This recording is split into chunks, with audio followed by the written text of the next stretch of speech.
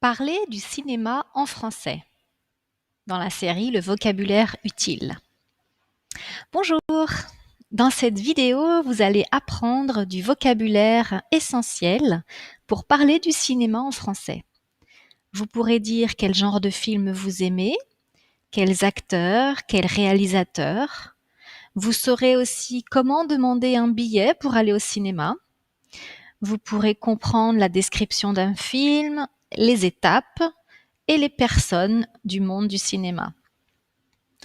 Vous allez également découvrir des films français ou francophones très connus. Pensez à activer les sous-titres en français.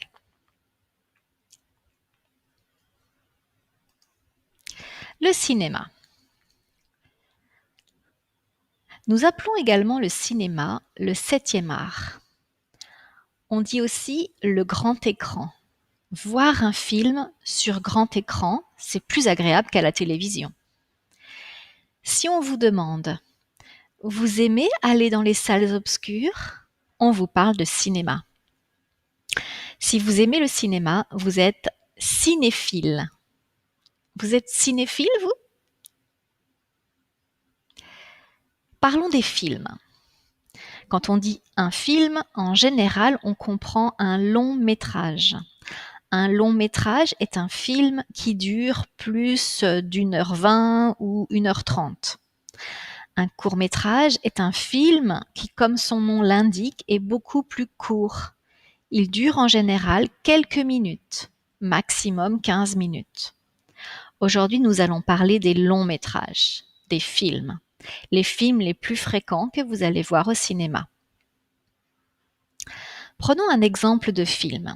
Regardez cette photo ici à gauche. C'est l'affiche du film. Vous avez aussi le titre du film. Il s'appelle Intouchable. C'est le titre du film. Nous voyons ici la date de sortie, c'est-à-dire le premier jour où ce film a été diffusé au cinéma.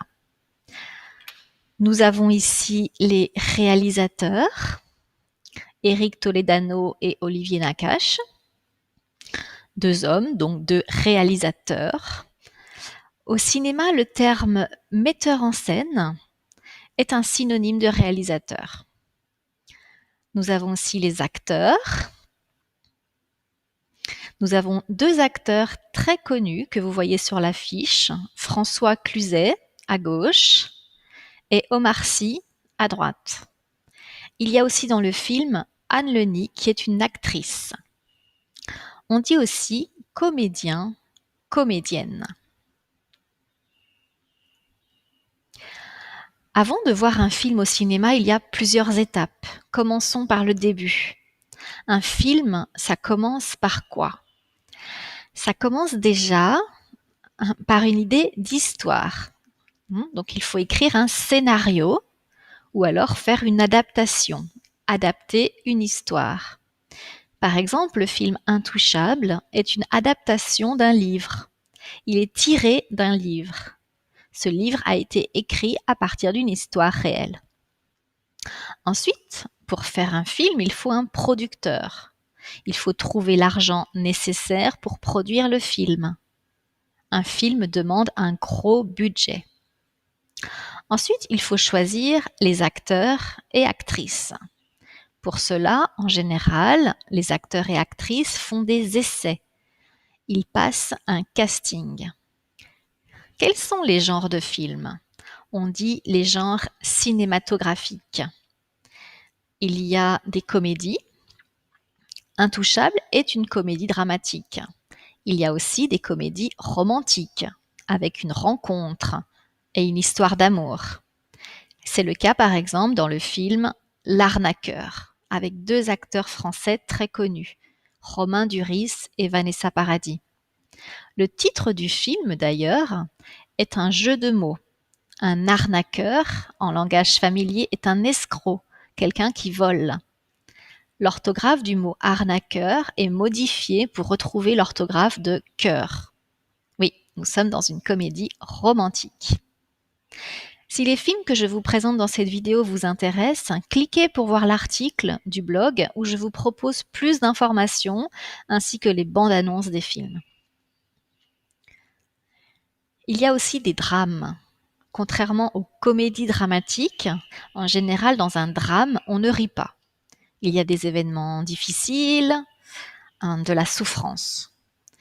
Les histoires familiales sont souvent les sujets des drames, comme dans ce film assez récent de Xavier Nolan, un jeune réalisateur canadien. Ce film s'appelle Juste la fin du monde. On n'a pas envie de rire quand on entend ce titre, n'est-ce pas? On peut aussi voir des films d'aventure. L'histoire se déroule dans de beaux paysages, comme dans le film de Jean-Jacques Hano. L'acteur principal est en fait l'ours. Ce film est un film d'aventure, mais aussi un drame et un film familial. Très souvent, les films sont à la limite de 2 voire 3 genres, comme c'est le cas ici. Si vous aimez l'histoire, vous pouvez voir des films historiques, inspirés d'événements réels. Souvent, on dit dans ce cas que l'histoire est romancée. Elle est adaptée pour plaire au cinéma. Certains détails sont imaginés. Dans le film Diplomatie, on tremble car Paris est menacée d'être détruite en août 1944. Mais la ville sera finalement sauvée après des discussions entre les 2 personnages que vous voyez sur l'affiche. Les personnages sont joués par 2 excellents acteurs, André Dussolier à droite et Niels Arestrup à gauche. Il y a aussi des films policiers. Là, vous verrez des crimes, des braquages et des enquêtes. C'est le cas pour le film Mérine, l'instinct de mort, qui est la première partie de 2 films consacrés à une personne réelle, un gangster qui a vécu en France. On dit aussi que c'est un biopic, car ces films retracent la vie d'une personne avec les événements réels et les véritables noms des personnes. Ici, c'est Vincent Cassel qui incarne le rôle de Mérine. Vous aimez les films d'action ? Vous trouverez des courses-poursuites et des cascades.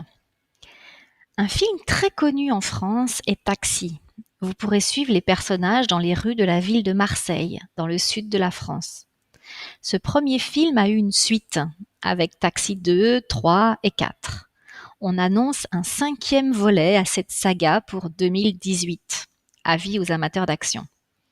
Une saga est une histoire avec plusieurs épisodes et de nombreux rebondissements, c'est-à-dire des événements inattendus qui relancent l'histoire. Vous connaissez bien sûr la saga Star Wars. En parlant de Star Wars, aimez-vous les films de science-fiction ? Ce sont les films qui se passent dans le futur, dans un monde imaginaire. En général, il y a des effets spéciaux.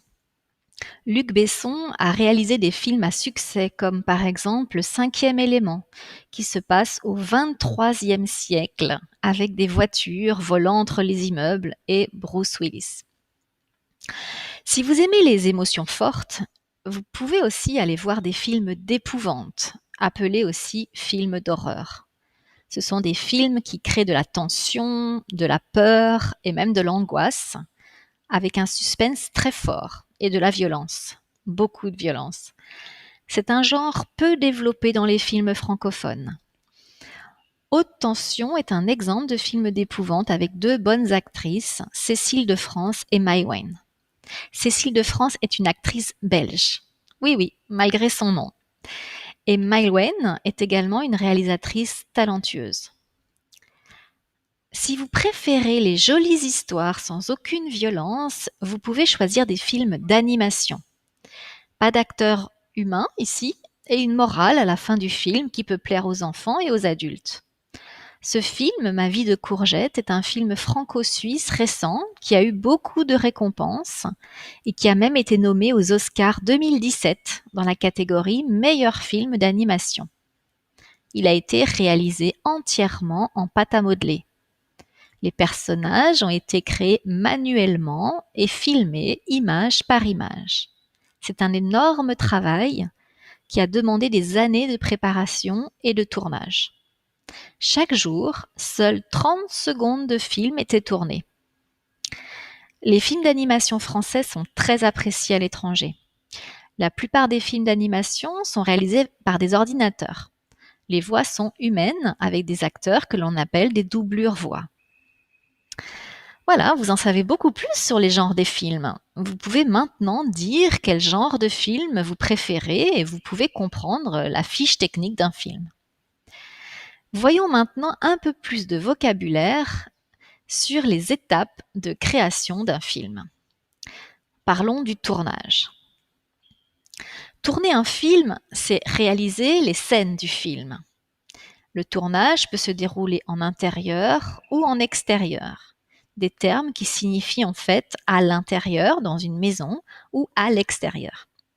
Le film Intouchable a été tourné dans un hôtel particulier parisien, mais aussi à Cabourg, en région parisienne, en Savoie.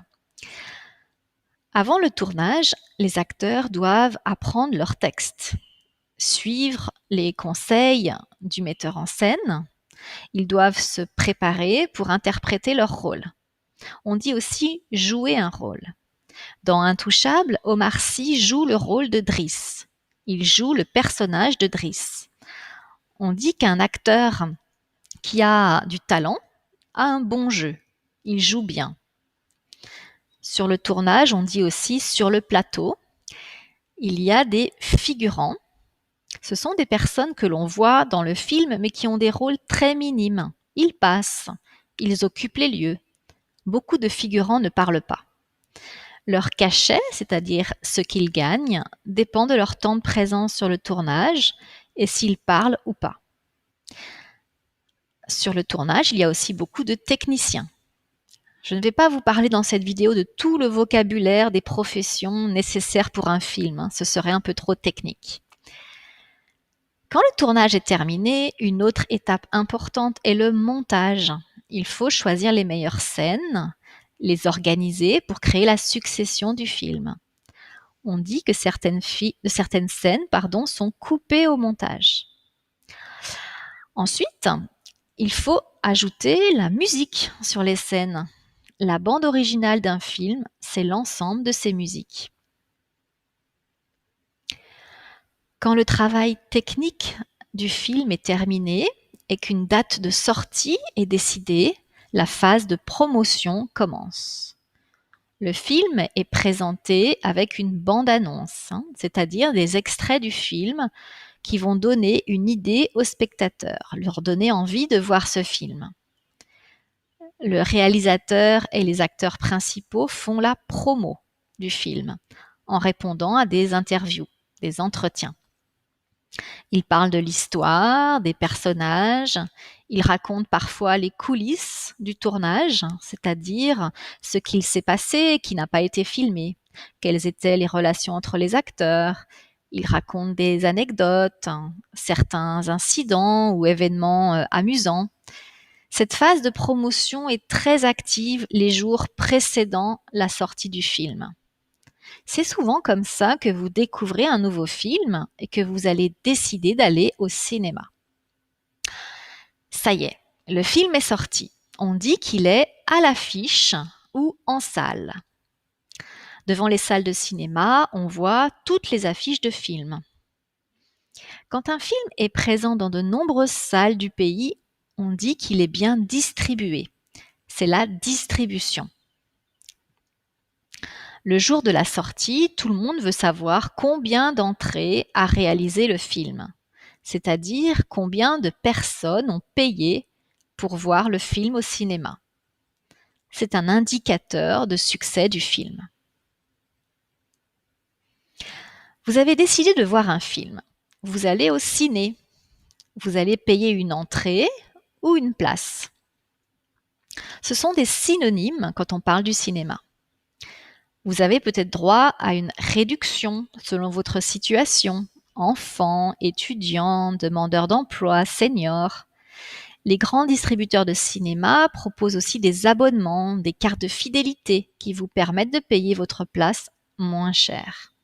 C'est intéressant si vous allez souvent au cinéma. Certains films ne sont pas conseillés au jeune public. Vous pouvez voir des indications sur l'âge minimum autorisé. Chaque pays a sa classification. Interdit aux moins de 12 ans, par exemple. La mention tout public signifie qu'il n'y a pas de restriction. Vous allez ensuite choisir l'horaire de la séance. Selon les cinémas, il y a plusieurs séances par jour et en général plus de séances le week-end. Enfin, renseignez-vous sur la durée du film. Vous pouvez choisir aussi de voir un film en version originale, en VO, c'est-à-dire dans sa langue d'origine. Les films étrangers sont parfois doublés. Des doublures voix sont proposées dans votre langue. Ainsi, vous n'entendez pas la langue originale. C'est très courant en France pour les films étrangers. Vous pouvez aussi choisir de voir une version originale sous-titrée. Vous écoutez la version originale et vous pouvez lire les sous-titres dans votre langue. Voyons maintenant comment acheter une place de cinéma quand vous vous trouvez à la caisse du cinéma. Voici un exemple de dialogue. Bonjour, je voudrais 2 places pour Juste la fin du monde. Pour la prochaine séance? Oui, la séance de 21h, s'il vous plaît. Vous avez un abonnement? Non, mais on a une réduction étudiant et une autre demandeur d'emploi. Voici nos cartes. Très bien, ce sera 16 € s'il vous plaît. En carte ou en espèces? En espèces. Voilà 50 €. Merci. Voici la monnaie et vos billets. Salle 8. Excellente séance. Voilà, vous êtes prêts pour acheter votre billet maintenant. Voilà, vous entrez dans la salle. Que voyez-vous? Au fond de la salle, il y a l'écran. En début et fin de film, le générique défile sur l'écran. Vous allez vous asseoir dans un fauteuil confortable. Parfois, les rangées sont numérotées et vous devez trouver votre place. Sinon, vous choisissez la place que vous voulez. Cette salle est presque vide. Il y a très peu de spectateurs. Le film a du succès. Il a battu un record d'entrée. Il a de bonnes critiques. Il est présenté dans des festivals de cinéma. Remarquez que l'on dit un festival et des festivals. Ce n'est pas le même pluriel que pour cheval, chevaux. Le festival de Cannes est connu mondialement.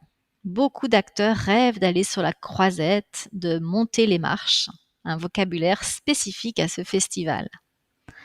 Un film peut être nommé dans des cérémonies de remise de prix très prestigieuses. Beaucoup rêvent d'une nomination aux Oscars ou aux Césars, les récompenses françaises, c'est très bien aussi. C'est important pour les films de recevoir des prix, des récompenses. Ils sont alors très connus et peuvent être distribués dans de nombreux pays. Les acteurs primés, récompensés, obtiennent ainsi plus de reconnaissance. Revenons à Intouchable. Ce film a connu un très grand succès. Il a déjà eu plus de 52 millions d'entrées dans le monde. Il a également obtenu de nombreuses récompenses très prestigieuses. Ce film a été adapté à Hollywood et Bollywood. Omar Sy tourne maintenant aux États-Unis. Le monde entier découvre cet acteur qui a été élu personnalité préférée des Français en 2016. Magnifique, non? Si vous n'avez pas encore vu ce film Intouchable, regardez-le en DVD ou en téléchargement légal sur Internet. Et si vous l'avez déjà vu dans votre pays, regardez-le à nouveau en français. Il y a beaucoup de langages familiers, mais ne vous découragez pas si vous ne comprenez pas tout. Quand on a vu un film, ce qui est intéressant, c'est d'en parler avec ses amis, de donner son avis. C'est un navet, c'est-à-dire un film très mauvais, ou au contraire un chef-d'œuvre, une petite merveille géniale, un film extraordinaire. Dans une autre vidéo, vous trouverez du vocabulaire pour exprimer ce que vous avez aimé ou pas dans un film, avec du vocabulaire courant et familier en français. J'espère que je vous ai donné envie de découvrir des films, de lire des critiques de films, de regarder des bandes annonces et d'aller au cinéma. Consultez l'article de blog pour visionner les bandes annonces et retrouver des liens utiles. Si vous voulez apprendre plus de vocabulaire et connaître des informations sur la langue française et sa culture, suivez le blog Nathalie Fleu en vous inscrivant à l'infolette du vendredi. C'est gratuit et le lien est dans la description en dessous. Abonnez-vous à ma chaîne YouTube pour être averti des nouvelles vidéos. Je vous remercie de votre attention. À bientôt!